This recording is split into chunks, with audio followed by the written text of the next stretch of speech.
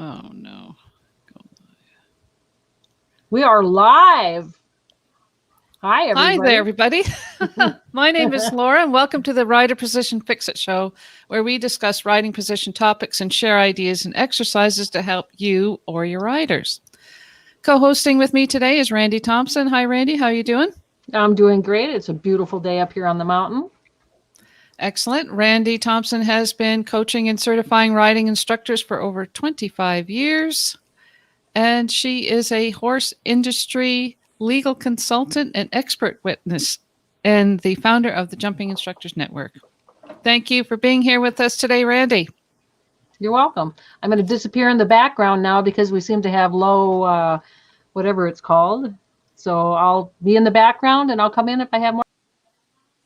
Okay, great. Our special guest today is Diane Carney. Hi, Diane. How are you today? I'm good, Laura. Thank you for having me on the show. Now, where are you calling in from today? West Palm Beach, Florida. Now, I think I was looking at the weather, and is there a tornado happening soon down there or something? Well, I'm a little bit new in the Florida area, so I'm hearing that summer is that kind of a season where you watch the weather. But yeah, there's something down much further away than Florida, but always something in the Atlantic. Okay, Diane is a USEF Large R judge, a USHJA certified trainer event organizer, and also she is the president of the Athletes for Equity in Sport Incorporation, and she has received the USHJA President's Distinguished Service Award 3 times for her involvement in the USHJA national programs. So thank you so much for being with us today. Now, you mentioned thank you, Laura, that you had been at a horse show for the past 5 weeks. Where was that show? Yes, up in Traverse City at the Great Lakes Equestrian Festival at the Flint Ridge Horse Park in Traverse City, which has just been awesome. Not only have all the riders and trainers and management gotten in on board with the masks and the mitigating protocols that we all need for what's going on in the world, apparently, but the competition has been outstanding. So yes, we've just returned from there for the last 5 weeks. Yeah, I was going to ask you about what kind of protocols were being watched or implemented while you were at the horse show. Was there lots going on with respect to COVID protocols? Well, I think the management and following USEF mandates of what managers need to do and what states are requiring managers to do wherever they are. But yes, I mean, you get your temperature checked when you drive in the gate and everybody has a mask and you're very conscious of not being in groups. And yet at the same time that we're doing great competition, 2-star Grand Prix and international hunter derbies and the short stirrup. And, it seems to be that everybody has figured out the new normal and it's working great. The grooms, I mean, everybody's on board. I like that you said the Grand Prix and the two-star Grand Prix and the short stirrup. So it's everybody from one end of the spectrum up to the other. Yeah, no one's being left out here. Absolutely, yes. No one is. Everyone is considered in the Morrissey Management Group and at the Great Lakes Equestrian Festival. It's fantastic, honestly. I was there as an exhibitor. I was there as an owner with a horse that I have with Margie Engel, owned by Virginia Bartholomew, that's doing the 2-star Grand Prix.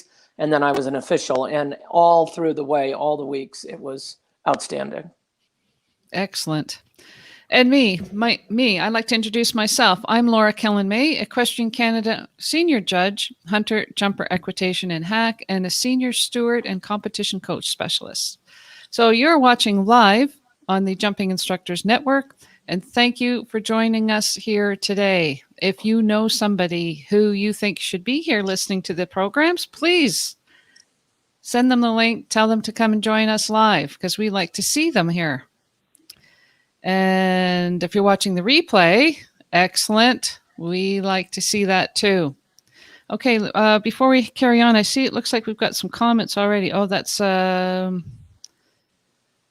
Neely Lake. She's just giving us a wave. Not sure where she's coming in from, but thank you so much for that. Okay. Maybe Colorado, great judge. Oh, you know Beth? I do. Oh, perfect. So we are going to be talking about, well, rider position fixes. And so what is the most common thing that you think that instructors say to their riders, Diane? I'm trying to lead you here for our first topic. What is one of the common threads throughout your horse riding, horse teaching, horse instructing career? What is one of the most common things that you say to your people teaching? I think if you're talking about from the beginner level all the way up to the top, look ahead, look forward. That's number one. And number two, while that's all happening, of course, the rider's position has to keep them in the middle of the horse, and that's easier to do as you get more advanced and harder to do in the very beginning. But keeping your eyes up and looking forward, I think, is the common thread from beginning, learning how to ride, all the way to winning the Grand Prix. Okay, so one of our topics is we're going to be talking about the position, and it is why heels down is so fundamental to your position. So could you just talk with us of why having your heels down is so fundamental from, I like what you said, from the short stirrup division up to the Grand Prix division? Sure. The rider's position in the middle of the horse is only accomplished through having heels down. It's that simple. And if you're learning, just getting on the horse for the very first time, walking around the ring with someone leading you, you're thinking about heels down. If you're already learning to post the trot and ride the horse around yourself around the ring, you have to be thinking about heels down, because we're going in an oval and there's some turning that goes on, and horses turn a little better one way than the other, generally speaking, all the way through their careers. We hope they turn brilliantly both directions, but most riders will tell you that, my horse turns a little better, or is a little left to the right, or to the left. But heels down keeps the rider, the simple statement is heels down keeps the rider in the middle of the horse, eyes up keeps the rider thinking forward. And that is a general premise that I repeat in every lesson I teach to any level of rider that I'm working with. Yeah, I know exactly what you're talking about. And it's like you said, heels down, eyes up. It's like they seem to go hand in hand. Yes, and they should. Sometimes it's eyes up and then heels down. Well, we try to keep the heels down so the rider stays in the proper balance as we're talking about the horse. And as we're talking about walk, trot, canter, certainly it comes into play for diagonals and eventually leads when the riders are up to that level to canter. And then, of course, when they start cantering rails on the ground, which is cavalettis, or the bridge to eventual jumping, it's critical that they learn to get their heels down, because at some point the horse is going to actually take flight, whether it's not, we hope it's not over the rail on the ground, but at some point it will jump, and the rider will have to keep their balance, not hitting the horse in the mouth, or for that matter, falling back and hitting their back. So a rider's balance, heels down, it's worked on every lesson, and we can talk about some of the ways we do that, some of the things they need to have, think about a little bit, the position of the rider's foot in the stirrup. Yeah. That So their leg is not pushed out in front. Well, that's the one I was going to kind of get to, is that sometimes you see people, they put their heels down, but they're really not putting their heels down. They're jamming their heel forward. So you see some riders with their heel up near the horse's elbow, and that's quite different than having your heels down. Sure. We're talking about the proper leg position, and the way you get a proper leg position is you draw a straight line through the rider's ear, down through the rider's shoulder, through the rider's hip, and to the rider's heel. Sitting still, standing still. And as the horse starts to move, then that leg should not push out in front. For me, if the rider's leg is being pushed out in front, it could be a good indicator that possibly their stirrup is a little too short, and or they need to spend more time. If you decide that the stirrup is the proper length, then they need to spend more time not sitting in the saddle and getting up out of the saddle. So they then will automatically move their leg back a little bit to keep their balance, because it's very hard to push your leg forward and get up in jumping position or 2-point. And when you say the proper stirrup length, when you say the proper stirrup length, how do you tell if the stirrups is in the proper stirrup length? Is there a rule of thumb that instructors or riders, people can use so that they can ensure that they have the proper stirrup length? Yes, there is, absolutely. And that's a really good question. The first thing I do whenever I am working in a new situation, if I'm going to a clinic, for example, I have a clinic that starts this Friday out in California at Patty Ball's, fabulous instructor and horsewoman for decades and decades. So even though you're going to a great high-end stable, the first thing I always do is check the rider's equipment. I check first to see if their stirrup length is the right length. And I take their foot out of the stirrup, and the bottom of the stirrup should hit right at the rider's ankle bone, right at that bone, or maybe just a touch below for the flat. Not all the way down to the sole of the boot. Certainly not that low at all. You want a little bit of angle at the ankle, obviously, to put the heels down, and a little angle at the knee. But if the stirrup is short, what automatically happens is the knee is raised. And when the knee is raised, the rider's balance is pushed back in the saddle, and that's called a chair seat. So we're looking for the proper length for the rider, which should be right about the ankle bone for flat. Yes, so you said the top of I always say do the same thing. You do the tack check before you start your riding. I check to see the top of the stirrup tread hits the bottom of the ankle bone. But you're saying the Correct. bottom. Same thing. Yeah, same thing. It's fractions. Yes, exactly. Yes. Now, and how about the saddle fitting the person? You say that if their stirrups are too short, they get pushed to the back of the saddle, and sometimes we see, particularly in the short stirrup people, that some short stirrup people that they're riding in these saddles that they're almost swimming in. So does the saddle fit also play a part in the security and balance of the rider?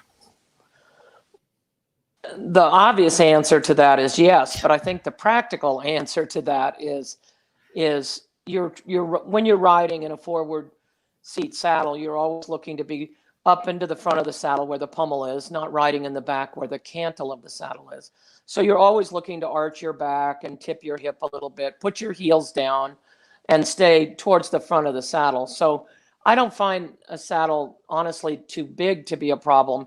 More often, the saddle that's too small is a problem, because then, unfortunately, beginners and recreational riders that may or may not have their heels exactly the way they want will end up behind the cantle, which usually means they're going to get bucked off. Ouch. Yeah. That's no good. So what about exercises that people can do to help with them? And we do have a question from Kaylee Jaworski. I have problems with Canter over ground poles. I fly forward as he lands, and then he cuts his corners and I almost fall off. Any advice? Sure, we can go to that question if you'd like. The first thing that happens when the horse is cantering over ground poles and he's getting a little aggressive, it's telling me that the horse is taking a little bit of a bid at the ground pole. And so I would start and slow it all down, and I would turn the corner to the ground pole, and I would trot. I wouldn't canter it right away. I would trot. I would make sure that I have my stirrup on the ball of my foot and my heels are down, and I do a nice canter trot transition, so the mind of the horse is not getting aggressive as he sees a pole on the ground. The other thing you have to ask yourself the question is when you're cantering the pole on the ground, gripping tighter with your legs because your heels are not far enough down. And that would also indicate to the horse, that would be a signal using your aids, that the horse should go faster. Maybe you don't intend for that to be what's happening, but it could be what's happening. So I would slow it all down. I would work over trot poles in 2-point. I would then go to cantering, and when I would turn to get straight to the one single pole on the ground, I would trot, so the horse would learn to turn and see the rail and trot instead of canter. And then when I felt like I had my horse listening and I had my balance, I'd try cantering it. Did it once very well, then the next time I would trot.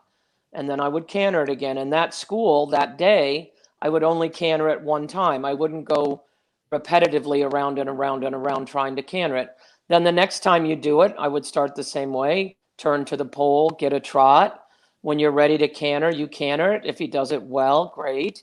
Go around the next time. If you can do it 2 times, great. But then I would go back to the trot. I wouldn't do it again repetitively. And I would just progressively add the number of repetitions you can go around the ring. And it might take you more than a week. It might take you more than a month. And your horse might take to this exercise automatically. I don't know how long it will take, but the horse rushing the pole on the ground will tell you that you need to keep trotting instead of trying to go repetitively around the ring. Yeah, so it's not just the position that this person, what's her name again? Kaylee. Yeah, it's not just the position that Kaylee's got to be working on here. It's also the horse and doing some horse training as well to say, you know what, don't make a bid for it, just canter.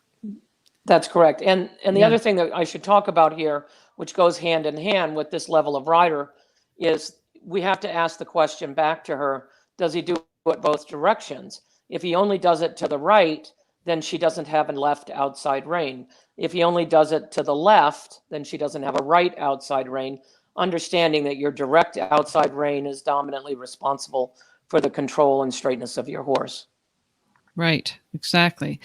Okay, so that's excellent. So that's one thing that this person can do. And what else, if generally speaking, if people aren't keeping their heels down, let's get back to heels down again. If people just aren't generally keeping their heels down, you get a lot of questions about how do I keep my heels down? Why is my leg moving forward? Why is my leg swinging back? To help secure that lower leg, what are some general exercises that you would do or you see when you're teaching that you like to use to help people with that? Well, the first thing I like to do is make sure they haven't bought a new pair of boots right out of the tack shop and they're bringing them to the riding lesson and they're not broken in. And that would be very, very difficult for them to get their heels down at that moment. When you buy a new pair of boots, wear them around the house. Your mother or your father may not like the idea that I'm going to say go out into the sprinkler and get them a little wet, but it always helps to break them in a little bit. Stand on the stairs, flex your ankle on the stairs. Do all of those kinds of things. Don't get in trouble with your parents. Ask them first before you turn the hose on your new pair of boots. But I haven't had a student in my time teaching that I haven't done that with. But at any rate, practice on the stairs at home, or find a little lip on your doorstop, walking into your house, somewhere where you can practice getting your heels down. That's number one. Don't bring a new pair of boots to the lesson and think that you're going to get your heels down. That is the only way you break them in. But yes, try wearing them around the house first. Once you're on the horse, then there are numerous ways to work on your heels. Always in 2-point. You can work on your heels in 2-point with 2 hands on the reins. You can work with your heels in 2-point with your reins bridged and a hand behind your back. You can work in 2-point with your heels down and the stirrup on the ball of your foot, with your reins and driving reins. That's a more advanced way to hold the reins. We can talk about that later. But the whole idea is every lesson is about heels down. That's it. Every gait, walk, trot, canter, it's always about heels down. Yeah, I totally agree. And as you say, though, the stirrups have to be the correct length. They have to be on the foot, positioned on your foot properly. And I'm not sure about getting my $1,000, $1,500 boots and getting them wet. Well, when you think about it, though, you're going to be out in the rain. Yes. A new pair of boots is never better than after a rainstorm, Yes. because they get they could get broken in.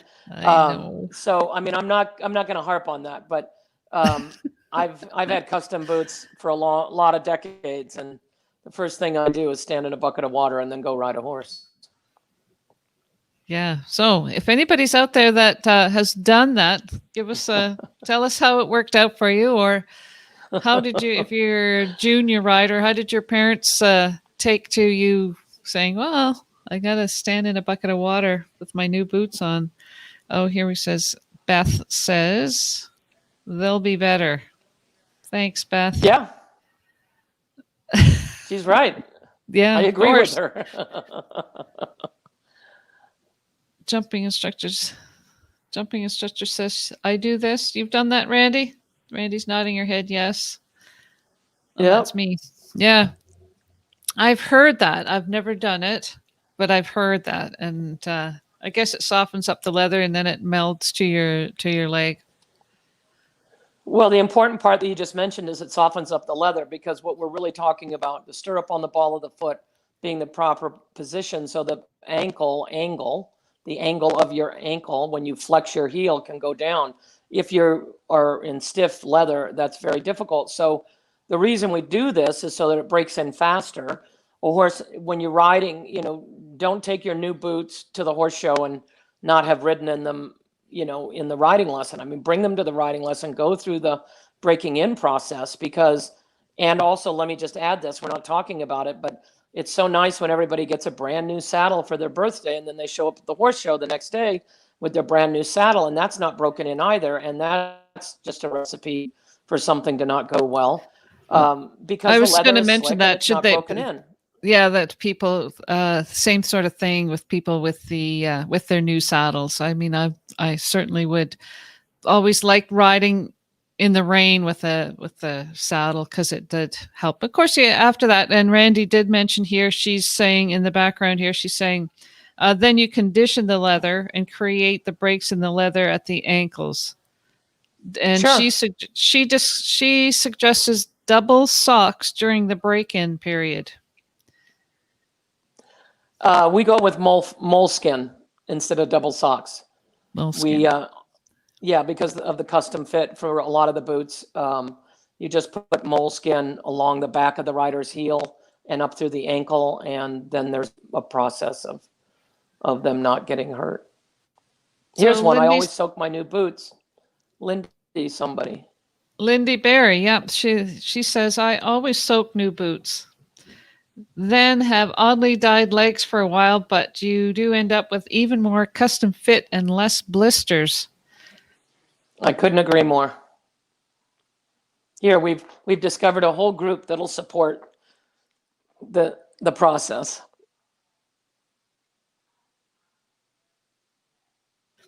Excellent. So that's excellent discussion there. Thank you so much, everybody, for your comments. If you do have a comment, a question for Diane, please put it in the comments below. We'd love to hear from you.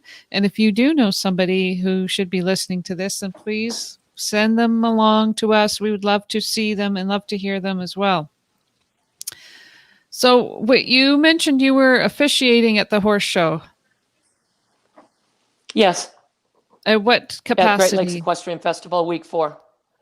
Well, I was a hunter judge. I did the equitation. I did the junior hunters, green hunters 3 foot, 60 or so in the performance hunters.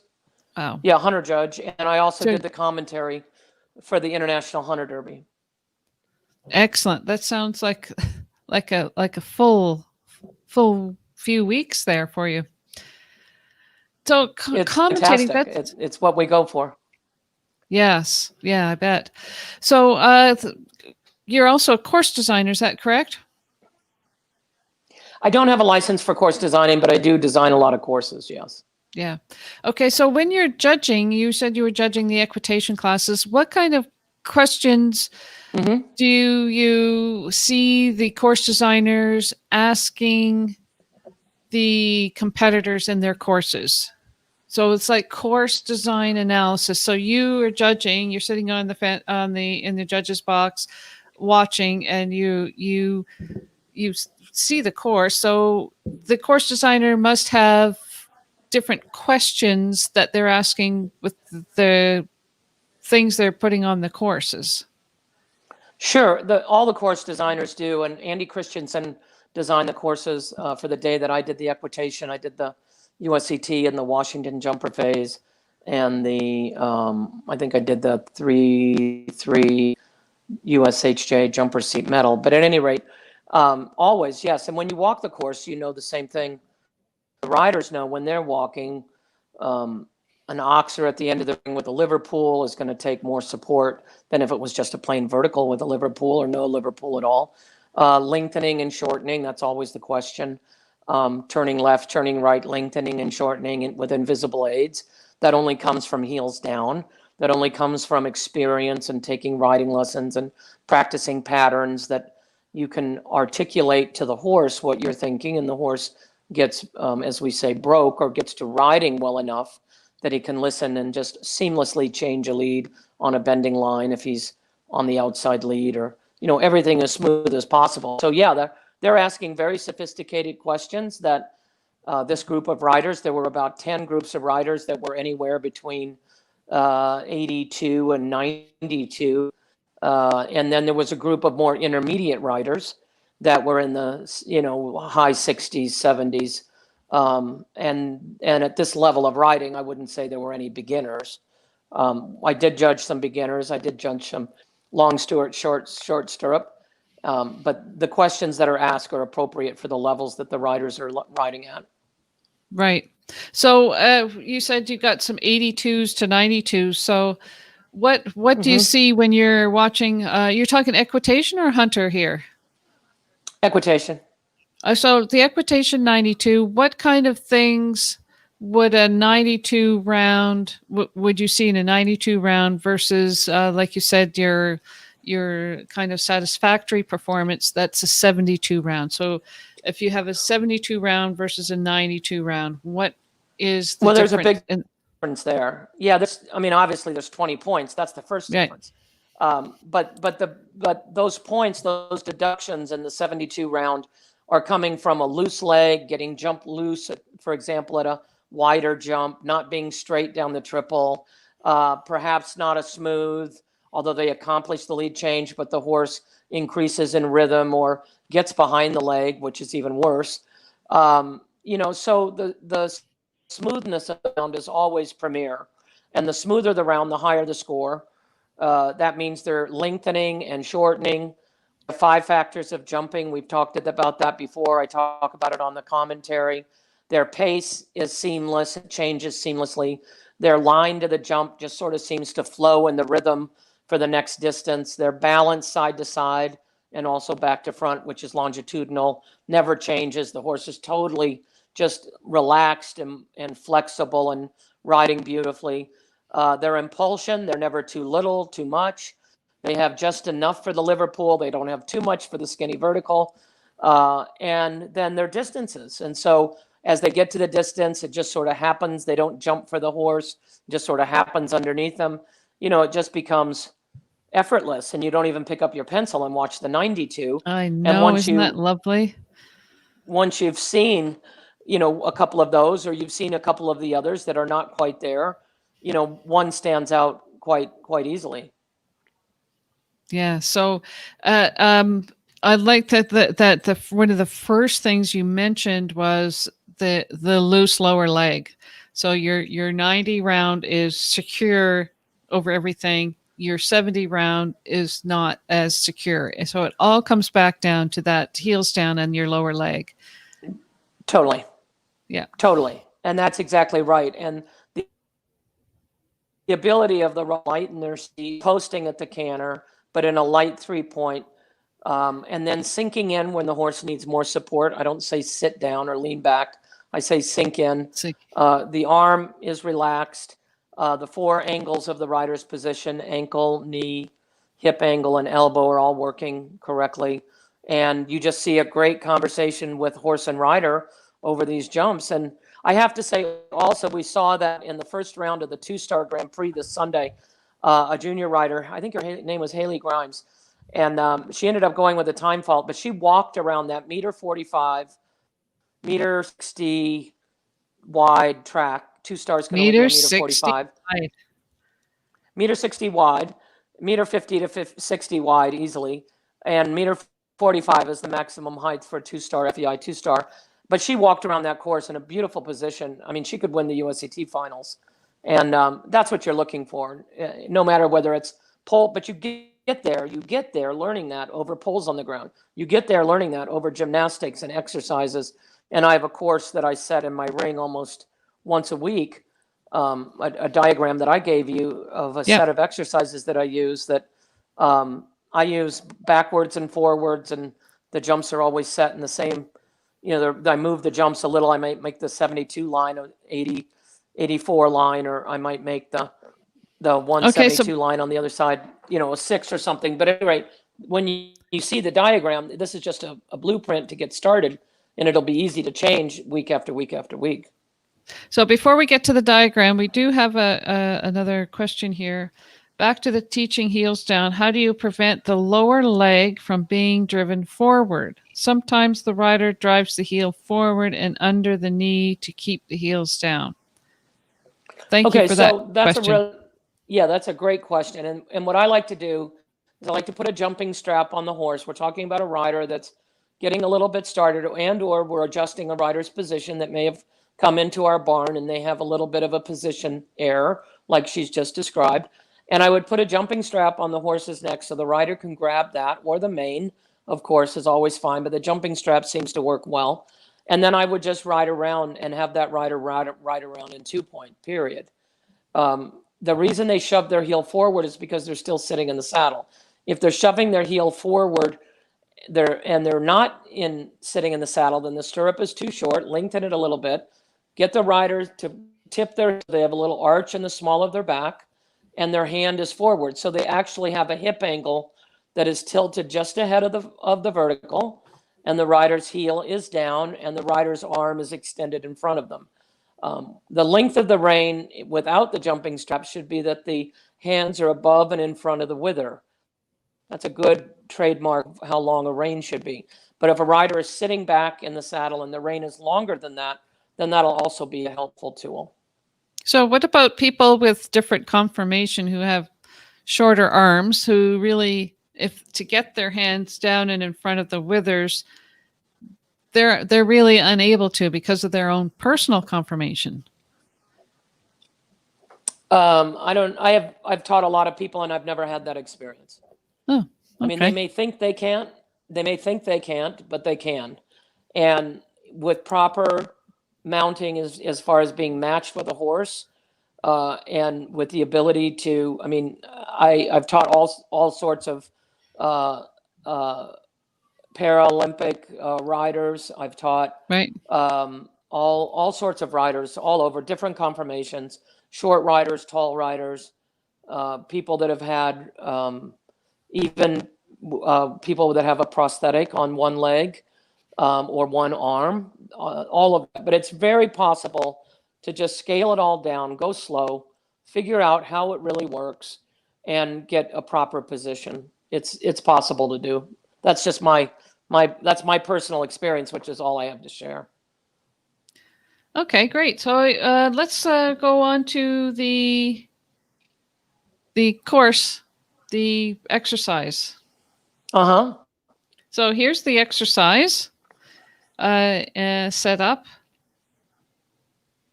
Yeah, so I would start, I would do my flat work, and I would have all of these poles on the ground.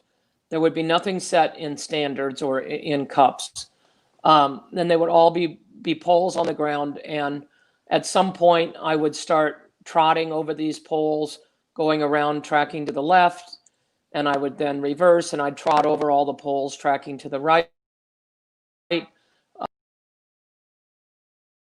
Take too much, I would canter the 72-foot straight line, and I would canter the poles at the end of the ring. And I would just get my horse tracking to the left and my rider counting strides, land 1, 2, 3, 4, 5. It'll end up being 6 strides, possibly even 7 in the 72-foot. And then back the other direction. I do things both directions.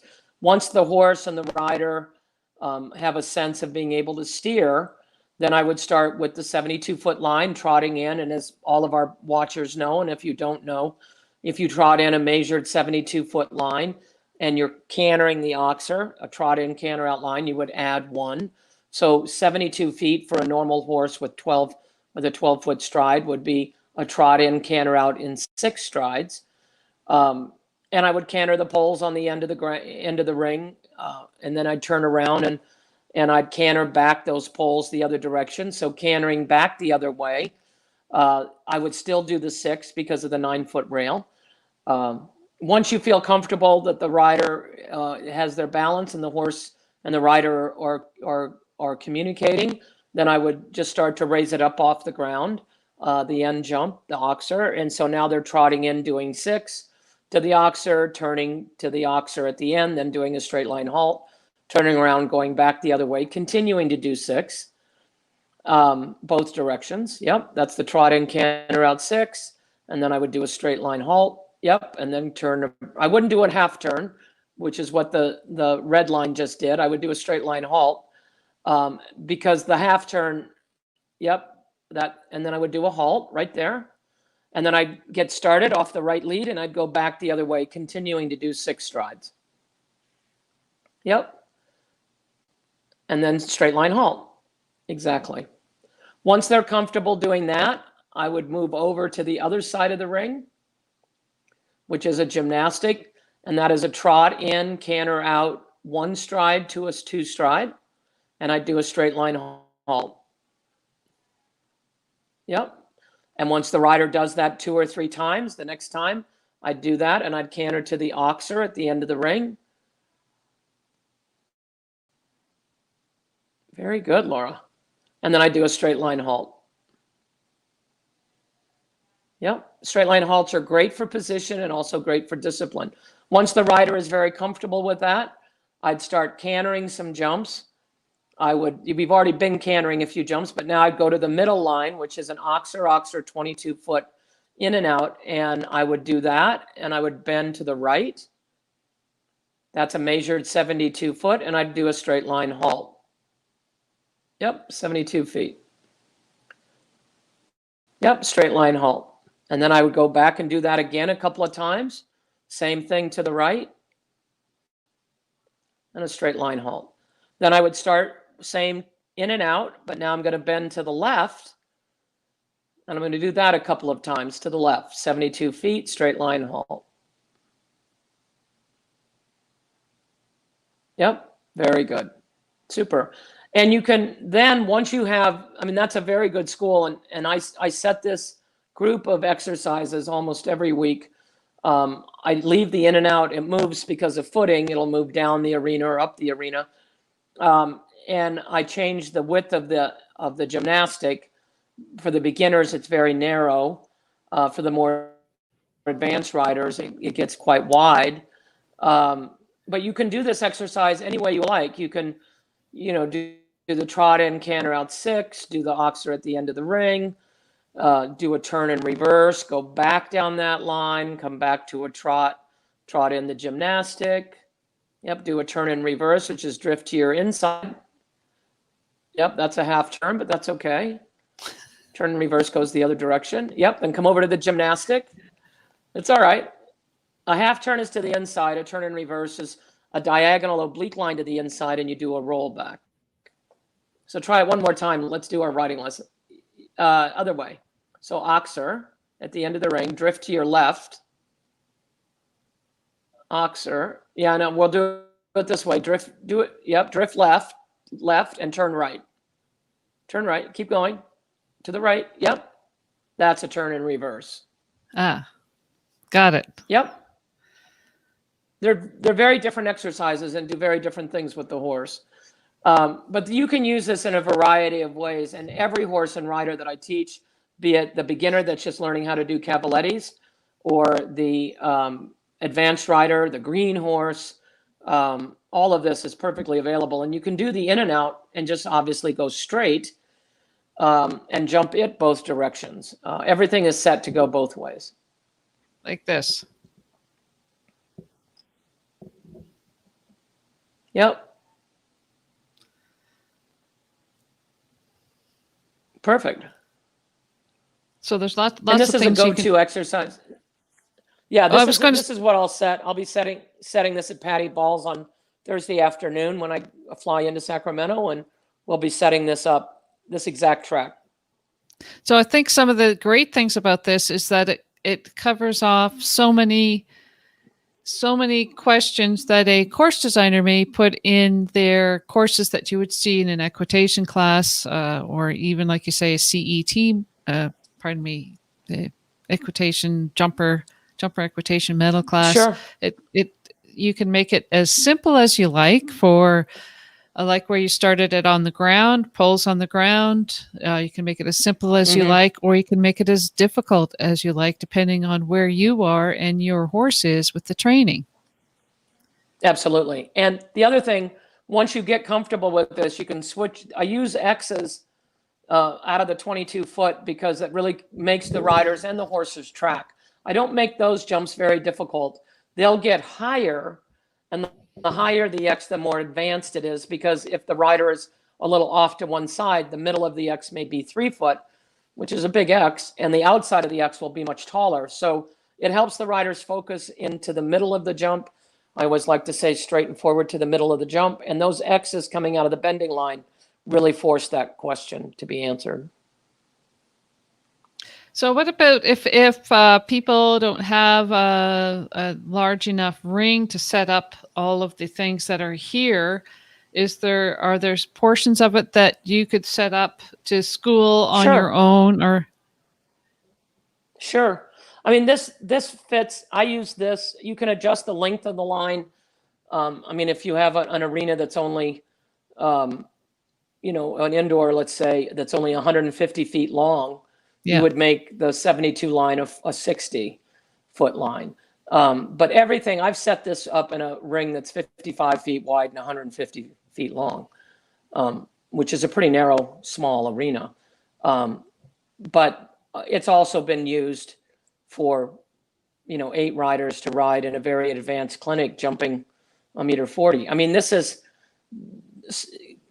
advanced riding is really compression riding. Galloping is also very, very important, but really when you start talking about the higher levels of show jumping, you're talking about collection. That's more advanced than the recreational rider or the starting rider or any of that. That track I use for everything. So that track I like what you say about that, and also it can be a steering exercise for the recreational or beginner type riders where they have to do the hunter track of a side diagonal, side, that type of thing. But you can make it more difficult. Now, how many times a week can you, or how often should you be using this with your horse in your training? Well, it all depends on the horse, and it all depends on the time of the year. We have one serious school a week. If I'm serious home jumping school, riders, like serious jumping school, right? School. I mean, right. And the rest of the time, if I have advanced riders and we're doing cavalettes or poles on the ground, their stirrups coming off make that a much more difficult exercise. This track that we've been talking about here today, jumping at 2 foot without your stirrups is a question that should be answered by anybody jumping 3'6". So, I mean, it doesn't have to be a high jump to get a great value. And the horse, I don't like to jump the horses more than really once a week. It's not necessary for them, but they can do poles on the ground all the time. So I'm glad you said that, work without stirrups, because we have somebody from South Africa. Thank you, Chad, for joining with us today. Hi from South Africa. Hi from North America. How often do you work? Chad. How often do you work without stirrups, and do you jump without them? That's a really great question. Yeah. And so, Chad, the answer to that question is I would work without stirrups at the walk with every rider, beginner. As long as the horse is a proper temperamented horse. I don't like to start working without stirrups right away at the beginning of the lesson, because sometimes the riders are a little nervous, or sometimes the horses are a little fresh, depending on the time of the year, or where you are, or what you've been doing. But by the middle of the lesson or the end of the lesson, I'm either without stirrups, because there is that much of a beginner, working on a straight line without stirrups, not doing turns, if they're beginners. Certainly anybody that's thinking about going to a short stirrup horse show is posting without stirrups, and that's in every lesson. I don't have a specific day that I say Wednesdays is no stirrup day. That's every lesson should be without stirrups, to the level that the rider can accomplish it safely. That's excellent. Did you hear that, Lindy? Every day, ride without stirrups a little bit. That's for one of my riders who's watching here today.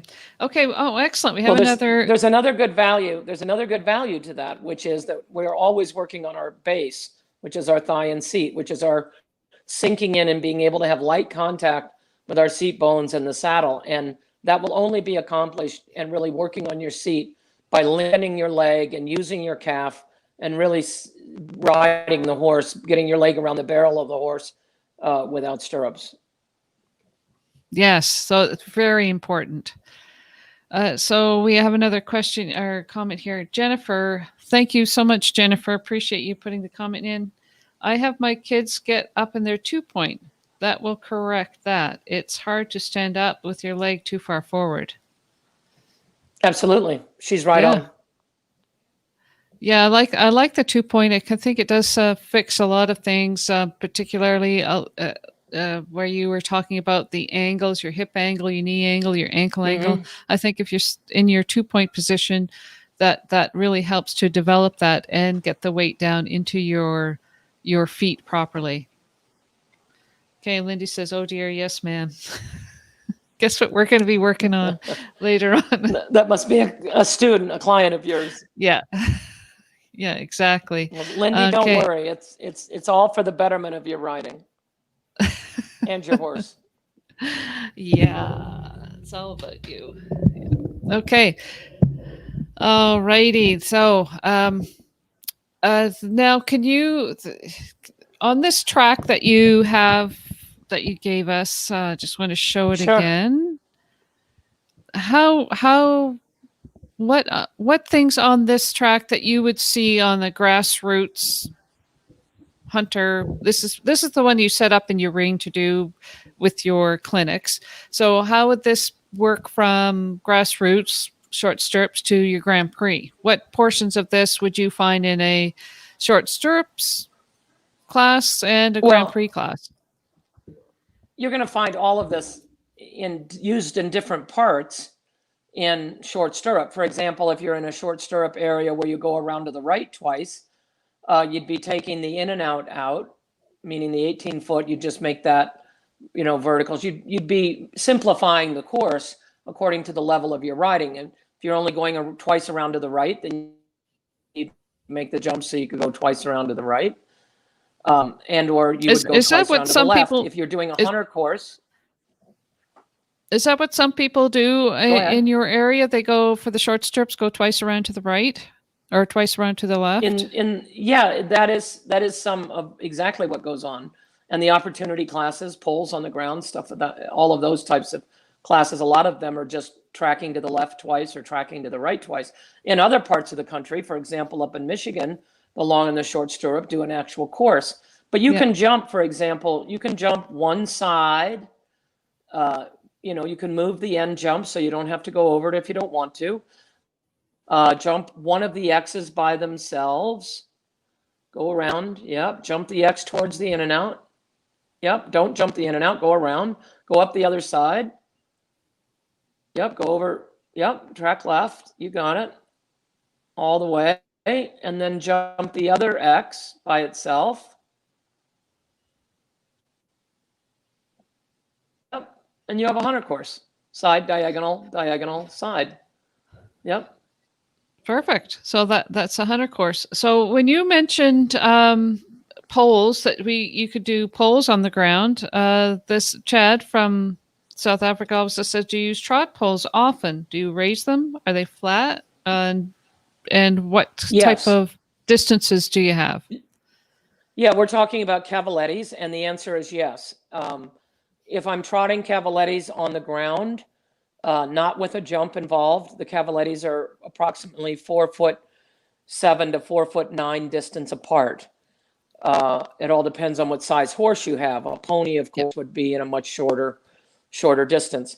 If I want to do some very advanced collection, the poles are approximately 4'6" or less, and that's quite a collected trot, and powerful trot. I always like to use 4 poles because that's 2 even strides.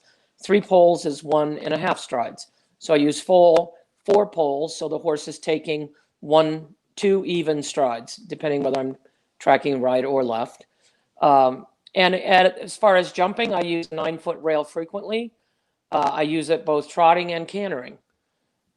So that's very normal for me. And I use a 9-foot rail, maybe make it a little longer, 10-foot rail, 9.5-foot rail for my more advanced riders when I'm cantering bigger jumps. So yeah, I use that a lot, and I use it on the front side. I will finish and just say when I canter that backward, I make the 9-foot rail longer. Okay, that's good. And I like also where you say it depends on the size of your horse. So if we have some pony school horses, then it would be a little bit adjusted a little bit better, differently. Yeah, and school horses, I usually use 2 rails. If I have really old school horses, real schoolmasters, I use 2 rails only. And that's so that the riders are learning to feel the horse pick up their legs and move around in the saddle a little bit. But their strides have been adjusted pretty short, and it's asking too much of them. They'll stumble through the rails, and I don't like that for the school horses. And so I only go to 2 rails for school horses. Yeah. So I think I had a lazy way of doing it. Instead of putting out trot rails 4.5 feet, because I rode by myself on my own, I would put them at about 9 feet, maybe 9.5 feet, that type of thing, so I could walk, trot, and canter, and they seem and canter them all without having to get off and move them all the time. So that was that's kind of my little tip that I like to share. Okay, we have Natalie also has a question here. Thank you so much, Natalie, for putting in your comment.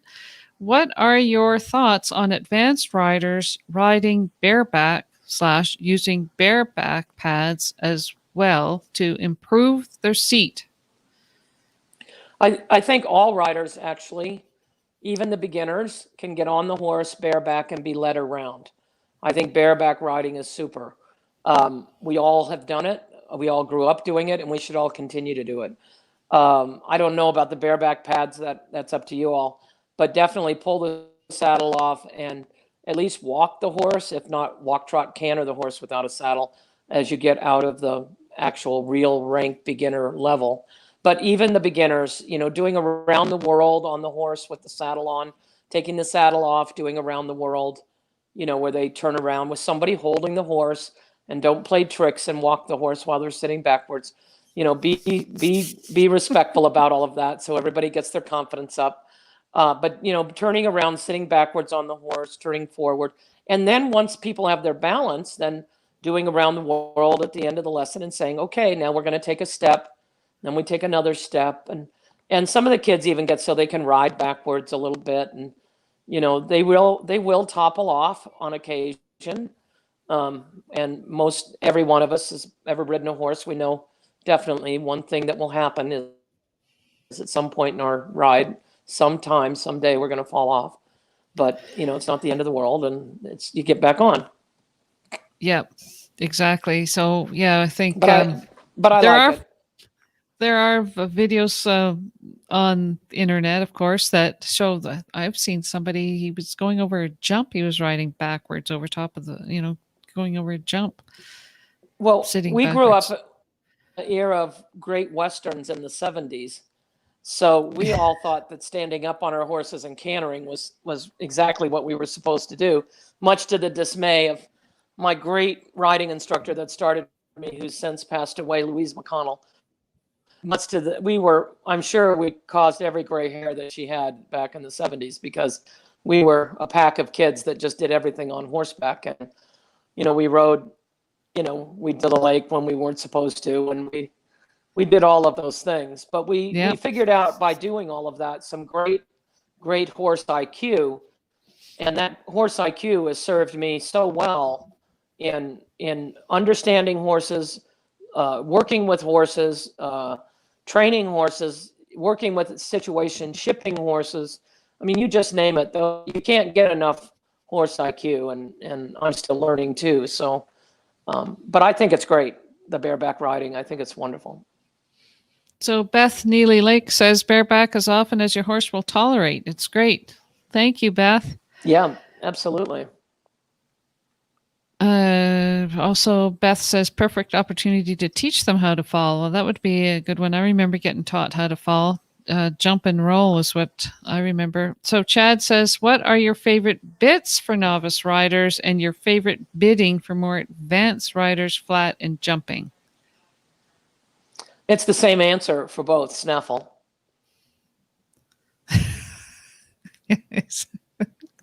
The snaffle bit snaffle. And the snaffle, the uneducated hands of a beginner, the horse has a fighting chance to not have too severe a bit, and the advanced riders, more than likely not showing, but certainly schooling, more times than not, in a full cheek snaffle, maybe a hint of a solid twist, but at more advanced levels. But it's a snaffle for both. And the ability to lighten a horse from your leg, you'll only learn in a snaffle. So it's the same answer for both. Oh, good. Chad says he loves that. Thank you, Chad, very much. Now, I'm curious, Diane, what you saw when you were doing the commentary on the two-star, the Grand Prix. What type of bits did they have in those horses' mouths? Well, more importantly than the bit are the educated hands holding the reins to the bits. Yes. And these are smart, educated, advanced horsemen and women. And to be quite honest, the horse, I've talked about our own horse. The horse that Margie's riding is going in a rubber snaffle with a very smooth cloth. I'm sure it's of some sort of a nylon cloth curb chain. It's a little bit higher. It's not right under the chin. It's a little bit higher. And it has a little bit of a longer shank on it. But that has an amazing leverage and works beautifully for those educated hands. I'll give another example of a horse that I rode. Tim Grubb, who has passed away, but an excellent, fabulous rider from England that spent his career in the United States, rode a horse in the '84 Olympics named Linky. And Linky, a lot of is a bay horse, really flashy. A lot of people that are my age or a little bit older will remember. And Linky was fabulous, and Tim rode him in a snaffle. I got Linky after Tim Grubb, and I rode him in a double bridle. I had a curb and a snaffle, and I had quite a bit of bit. Because honestly, I wasn't as advanced at the time when I rode the horse as Tim was. Donald Chuska got the horse after me, and he rode him back in a snaffle. We all won with the horse. Tim did most of the winning with the '84 Olympics and the career that led up to all of that. But the point I'm making is, a lot of times the bit has much to do with the rider. And right. I like to have, if I'm galloping and jumping, I need a little more rideability. And I'm not a fan of overbidding, but I would rather make the mistake of overbidding than underbidding, because the confidence of the horse and the rider, I think, are helped by that. But mostly double wires. We saw a lot of that. Double wire is a wonderful bit. It can be as strong as you need it to be, or as much of a snaffle as you need it to be. Mostly what I saw in the commentary had to do with beautiful rein aids. The ability for the riders to use their direct rein, their pulley rein. We call that the Ian Miller half halt, but it's really a pulley rein where you set your knuckle in the neck and pull up with the outside rein. I think It's all about what's happening on top of the horse, not necessarily what's in the mouth of the horse. So Right. you're giving the benefit of the doubt to the horse and saying, yeah, snaffle. Stick with the snaffle, and once you graduate, then maybe you can think about something else. Yeah. So we have we're winding up here now. Renata says, hello, Diane from Culver Academies. This is a wonderful live stream opportunity. Yes, thank you so much. Thank you all for your time in furthering our education here. Yes, thank you so much. Really appreciate it. Thank you. And My pleasure. This is a live broadcast, and the replay of this will be on the Jumping Instructors Network. And once again, I'd like to thank Diane Carney for taking the time out of her schedule today and taking the time to spend with us and explain with us and sharing with us some of her exercises and information. Thank you so much, Diane, and we shall see you next week. Thank you. And we're going to Super. call Thank it you a for night. having me. Thank Bye, you. everybody. Thank you. Bye.